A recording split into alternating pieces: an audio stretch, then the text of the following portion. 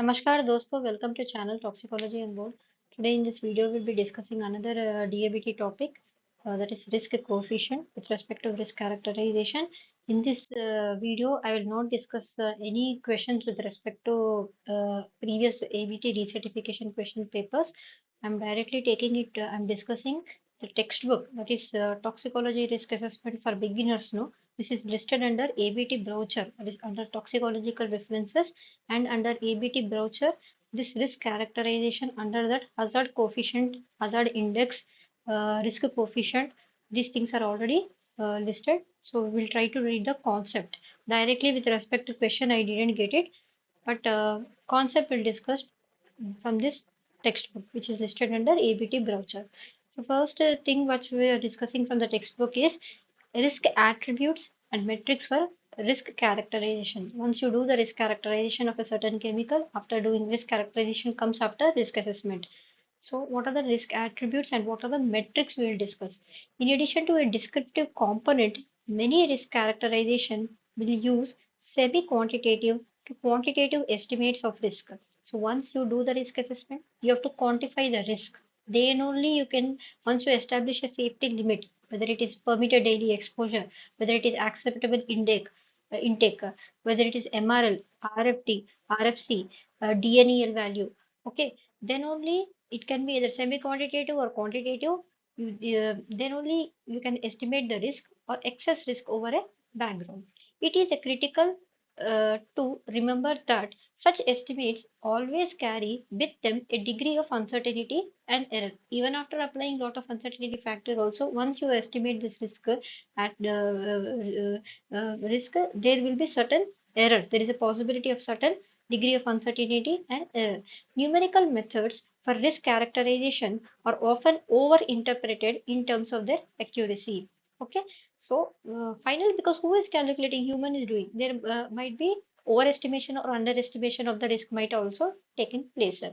Within this context, it should be remembered that when any two measurements are divided, the associated error and variance for each variable in the equation is multiplied.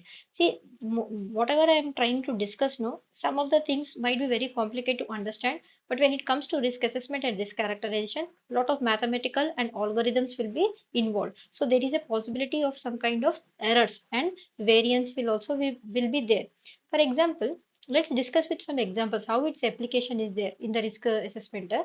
For example, if a risk ratio is calculated by dividing an exposure estimated by a toxicological threshold, here threshold might be point of departure, NOEL, RfD, MRL, okay, and if both exposure estimates the toxicological threshold have associated variance of 5%. Whatever the threshold you are doing, NOEL, OL, PD or RfD like that, if it is having a variance of 5%, the overall variance for the risk ratio will be, it is not 5 plus 5, it is pi into 5.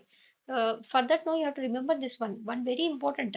Um, Hazard is equal to risk into exposure something. It is into exposure, not plus. So here 5% variance and 5% variance, that into 5% variance, not addition. It is multiplication.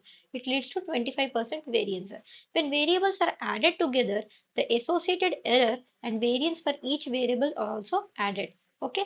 For example, if you take the case of adding two component risk estimates, each with an associated error of 5, in order to calculate the overall risk, the error associated with the overall risk will be 5 plus 5, that is 10 percentage. Okay, this is very important. This is coming with respect to mixture assessment, which is having two different components, two different risk estimates. 5 plus 5 will be 10 percentage. For these reasons, it is important not to over interpret or over represent. Either to overestimation of risk or underestimation of risk should not be taking place. The accuracy of the results of these calculations. In particular, care should be taken within the number of decimal places. Accuracy, like 0.1, we are correcting it to after the decimal point. 2 correction places, 3 correction places, 4 correction places. This is also very, very important. Care should be taken with number of decimal places used, as this has direct implications in on the accuracy that is implied. That is the reason if you see in the case of ICH-Q3D guideline, in the case of permitted daily exposure, once you derive, they have round up the value to certain, because if you do not round up the value, further this application of this particular risk estimate, no, it will cause chaos. For that reason, rounding or correction to the decimal places is also very important. For example, a risk ratio listed as 1 implies that error associated with the number is plus or minus 0.5 percentage. However, a risk ratio listed as 1 implies that the error associated with the number is plus or minus 0.1 percentage. Okay, so I am sure it might be a bit confusing, but these are the concepts which are listed under. See here under ABT brochure, under risk characterization, all these terms, hazard index, hazard coefficient, margin of exposure, these are a part of syllabus. So learning some concept with respect to this will definitely helpful in the case of exam.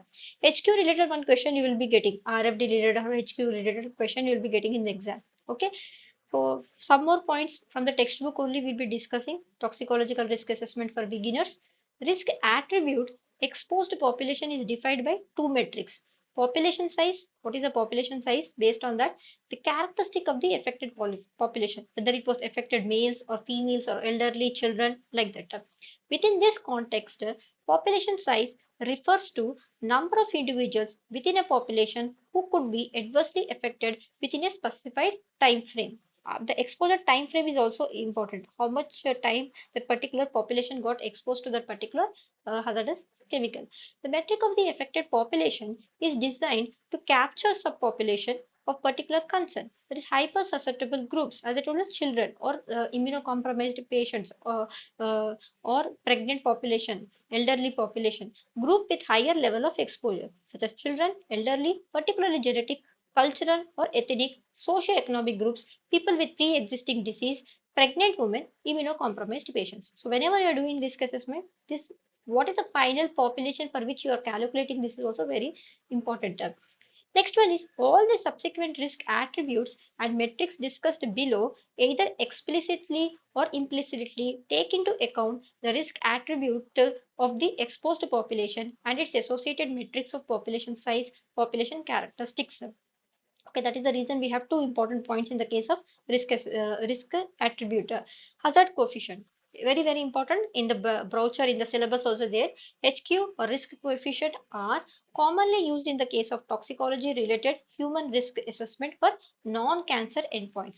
So there is a certain chemical X is there, it is not causing cancer, it is having various target organ, maybe kidney, liver, heart, like that. So in order to risk estimate this particular chemical, non-carcinogenic chemical, this particular hazard coefficient or risk coefficient, they're used in toxicological related human health risk assessment.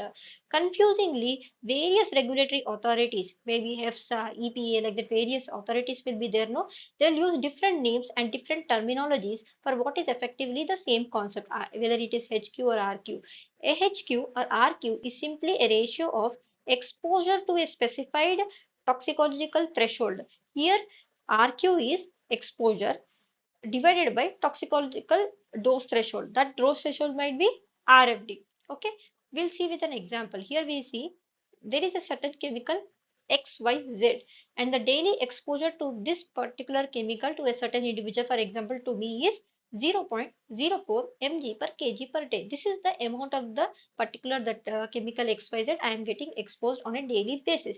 And for this chemical, then we have already done risk assessment and we have calculated US EPA, for example, it has calculated reference dose, oral reference dose for that particular chemical XYZ, and RfD is 0.02 mg per kg per day. Okay, then what is hazard coefficient? Hazard coefficient you have to do is exposure. Exposure is 0.04 divided by dose, that is toxicological dose threshold, that is RfD in this particular example. So 0.04 divided by 0.02 is 2.0. So hazard coefficient or risk coefficient in this case for this particular chemical X with certain exposure is 2.0. So in the exam also they will give you like this only. They might give you RFD, they might give you SCD, that is systemic exposure or exposure. They'll ask you to calculate HQ, or you will get a question with different formulas. You will get HQ is equal to exposure into exposure divided by exposure plus, like that they will give you. So the formula you have to remember. If given an example case study, then you have to do simple question only they'll ask, but you should be knowing the concept behind it. Okay. So next thing we'll see in continuation in this particular paragraph only from Toxicological Risk Assessment for Beginners textbook. The fact that the equation incorporates the concept of dose threshold explicitly assumes that the toxicological effect is in fact a threshold response, because we are discussing with respect to non-carcinogenic chemical. Applicable to RQ is applicable to non-carcinogenic chemical. So definitely there will be a threshold, a dose above which there is an adverse effect and below which it will be safe. RQ values of this type are not appropriate for non-threshold toxicological responses. So those who are having carcinogenic, for example, any dose will be responsible for causing cancer, such as mutagenesis and classical mutagenic carcinogenesis, although they are commonly misused for this purpose. Okay, so where the RQ concept will be there, that is also applicable. Which type of chemicals RQ can be applicable, that you have to understand the concept. Various toxicological dose thresholds are used, such as reference doses RFD. Okay, so what comes under this toxicological dose threshold that we are discussing? That is US EPA will give you RFD or RFC inhalation concentration, acceptable AOEL, that is for the exposed workers who are working with hazardous chemicals on a daily basis, that is acceptable operator exposure level. This you will come across pesticides. Farmers who will be applying pesticides in the farm, in the agriculture, they'll be dealing with weedicides, pesticides. So if they don't wear proper protective equipment, they have to wear that mask, everything, the cap, everything. So if they are not, so there will be some safety limits. It should be poisonous only to the plant, not to the person who is applying that particular pesticide. That is why it is called acceptable operator exposure level. This is AOELs we derive generally for pesticides, and derived no effect level, which are done by ECHA, that is European Chemical Agency, acceptable daily intake, which is given by FDA, and non-cancer threshold of toxicological concern, that is TTC. So these are the various toxicological dose threshold. In the case of formula, RQ is equal to exposure by toxicological dose threshold is there, no? So if you have any of these values, you can use in the place of the denominator. Okay. So how we are, once you get the value, in the previous one we got RQ is equal to 0.02 or something. Na? So once you get the value, how to interpret the data, that is important, because this is a ratio. An RQ of less than 1, less than or equal to 1, indicate that risk of adverse non-cancer effects are low. So in the previous example, exposure to XYZ is low and is often defined as being of negligible risk. Okay, it is critical to note the following. What are those that we'll see in next slide? But before that, I will request you to pause the video and read about pesticide risk assessment. Here I have given you how they are calculating acute reference dose and acceptable daily intake, the formula, and how the relationship is there. If the exposure of AOL is greater than 1 or less than 1, so is it acceptable? The green one is risk is acceptable, pink one is risk is not acceptable. Okay, so also pause here and read about how the AOEL is calculated, this particular toxicological threshold. Here you are taking for a certain chemical or pesticides, if you are calculating AOEL, you do the literature search, you will get an OL for the most sensitive effect. Then you apply certain uncertainty factors, here 100, and you will do root correction, that is bioavailability into bioavailability, and you will end up with AOEL. So whenever AOEL is greater than so and so, green one is acceptable risk and pink one is unacceptable risk. So pause the video, they go through the formula, how they are in the exam AOEL calculation they will give. I'm not aware of it, but those who are working in the pesticide risk assessment, they can go through, they can learn, they can know. So this is a formula how we are calculating permitted daily exposure, ADI, RFD. Similarly, AOL can also we have this type of calculation now. So let's see next one. Toxicological threshold, that is RFD, AOELs, DNELs, ADI, TTC, etc. and so forth, already incorporating factors, because uncertainty factors have already been included in the calculation of these toxicological thresholds, taken into account the uncertainty of these values. Okay. Toxicological thresholds such as RFD, AOLs, etc., by definition, are supposed to take into account sensitive subgroups, whether it is children or a geriatric immunocompromised population, and hence attributes the metrics of the exposed population.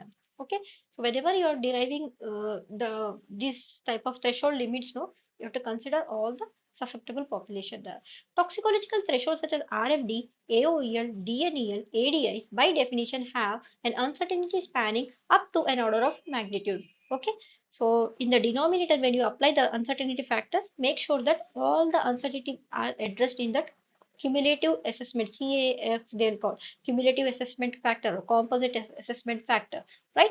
Given the RQ calculation is one of division, this will multiply the uncertainties, for example, F1 into F2 into F3, like that, associated with both the toxicological threshold and the exposure assessment. Thus, it is particularly important not to over-represent or over-interpret. This is very important. They keep asking whenever the inspector comes for the audit, no, they don't want underestimation of risk or they do not want overestimation of risk. So this is over-represent or over-interpret of accuracy is very, very important of RQ values. Okay, RQ values are not statistical probabilities of harm occurring, that is mathematical estimate of risk. They are in fact more akin to a semi-quantitative indicator. Notably, the level of concern does not increase in a linear manner as the RQ increases. So that relationship is very, very important. In other words, as the RQ increases above 1, there is certainly an indication of increased risk and adverse effect. But we do not know by how much. You cannot say this much fold, that much fold. An RQ of 100 does not indicate a risk that is 10 times higher than the RQ of 10. Okay, I know bit confusing, many statements, new concept, but still try to discuss, go along with the video. Certain after you watch this video multiple times, or you can go back to the textbook and read the concept by yourself. Okay, you'll not get in one reading. You have to read this one, understand the concept, and apply whenever you're doing risk assessment. RQ values cannot be used to compare across different chemicals or different evaluations, because toxicological thresholds do not generally have the same level of accuracy or precision, that are generally not based on the same severity of the effect across toxicological evaluations. So once an RQ value is derived, it cannot be applied to all the chemicals. Different chemicals will have different RQ values and different case studies will be there. So there is a challenge with respect to this also to the toxicologist. RQs are often specific for a given duration of exposure, because SCD exposure is changing means RQ value will change. That is acute, subacute, and chronic. The reason for this is that both exposure data and toxicological thresholds from which RQ value is derived, usually it is time specific. At that particular point of time, at what threshold, at what exposure you are considering to derive that RQ is applicable to that particular case study or case situation. Okay. Next, RQs may only be available for individual components in a mixture. Under these circumstances, the individual RQ values for each component of a chemical mixture are assumed unless there is a specific data to contradict this assumption to act additively. Thus, risk index Ri can be calculated RQ1 plus RQ2 plus RQ3. Okay, so till now we have discussed about risk coefficient for an individual chemical. You have seen example XYZ chemical was we have discussed. But now you are doing risk coefficient for a mixture which is containing the components like 1, 2 and 3. However, so how to handle the mixtures? There is a separate chapter is there that in the case of toxicological risk assessment for beginners only, read that one. And in a layman language, if I say, first always check if there is a toxicological data available on the mixture. Mixture is there, mixture is exposed to a certain population, or mixture is exposed to a certain animal study is there, and you have a dose descriptor, dose NOEL, LOEL from this study that you can use for risk assessment. If mixture data is not available, then you have to consider individual components. So here in this case also, if there is no mixture data is available, you can consider individual component, and you can do RI, that is risk index is equal to RQ1 plus RQ2 plus RQ3. Pause the video, read it.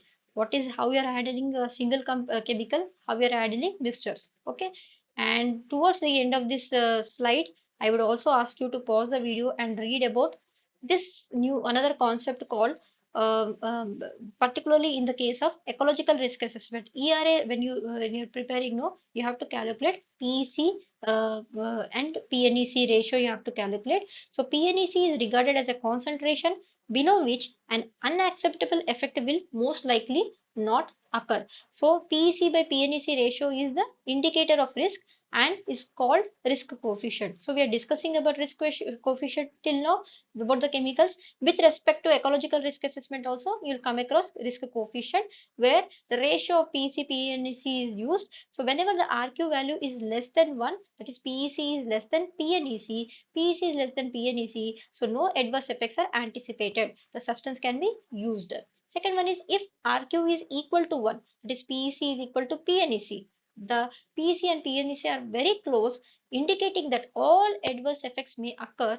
When this case, there are three possible actions. Refine the assessment, reduce the usage of that particular chemical to reduce the PEC, or do not use with some alternative chemical. RQ is greater than 1, that is PEC greater than PNEC. PEC is higher than PNEC, meaning the adverse effects are likely to occur. Thus results in two possible actions: reduce usage until PEC is below PNEC, or do not use that particular chemical. Okay, so read about ecological risk assessment. Separate guideline on ERA is also there. In the exam also PEC, PNEC you will come across. When you see ECA rich dossier also you will come across this under ecological risk assessment section you will be getting these values. And also read, since we have seen in the ABT brochure under the risk characterization only, margin of exposure was there. So this is the formula for calculating margin of exposure. You have a NOEL, you have anticipated exposure, SCD, systemic exposure value will be there. So MOE is equal to NOEL by exposure, SCD. Okay, similarly RFD formula is NOEL by uncertainty factor into modifying factor. So pause here and read what is RFD, which is given by US EPA, and acceptable daily intake, which is given by the WHO. IDA is equal to NOEL by UF into uncertainty factor into modifying factor. Hope from this video you were able to understand the concept of a main thing we are discussing about risk coefficient, certain times called hazard coefficient. We discussed about hazard index. We discussed about how to handle the mixtures. We have discussed about PC, PNEC, various formulas, RQ ratio we have discussed, less than 1 or equal to 1. Thank you so much. Be curious. For any questions, you can always write a mail to ra.priyanka18@gmail.com. All the best for your exam.